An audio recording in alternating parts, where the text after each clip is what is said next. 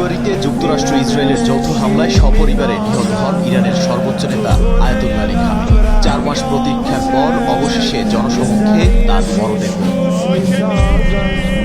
শুক্রবার তেহরানের ইমাম খোমেনি গ্র্যান্ড মোসাল্লায় নেওয়া হয় জাতীয় পতাকায় মোড়ানো তার কফিন। খামেনির পাশাপাশি একই হামলায় প্রাণ হারানো তার মেয়ে, জামাতা, পুত্রবধূ এবং 14 মাস বয়সী নাতনির কফিনও রাখা হয় সেখানে। প্রিয় নেতা ও তার স্বজনদের প্রতি শেষ শ্রদ্ধা জানাতে সকাল থেকেই মোসাল্লায় ভিড় করছেন লাখো মানুষ। ইরানের 47 বছরের ইতিহাসে খামেনির বিদায়কে অন্যতম বড় ঐতিহাসিক ও রাজনৈতিক মোড় হিসেবে দেখা হচ্ছে। 4 জুলাই তেহরানের মূল জানাজা ও রাষ্ট্রীয় বিদায় শেষে তার কফিন নিয়ে যাওয়া হবে ধর্মীয়ভাবে গুরুত্বপূর্ণ শহর কোমে। এরপর শিয়া মুসলমানদের পবিত্র 2 শহর ইরাকের নাজাফ এবং কারবালায় সম্পন্ন হবে বিশেষ ধর্মীয় আচার। সবশেষে কফিন আবারও ইরানে এনে 9 জুলাই জন্মস্থান মাশহাদের ইমাম রেজা মাজারে চূড়ান্ত দাফন সম্পন্ন হবে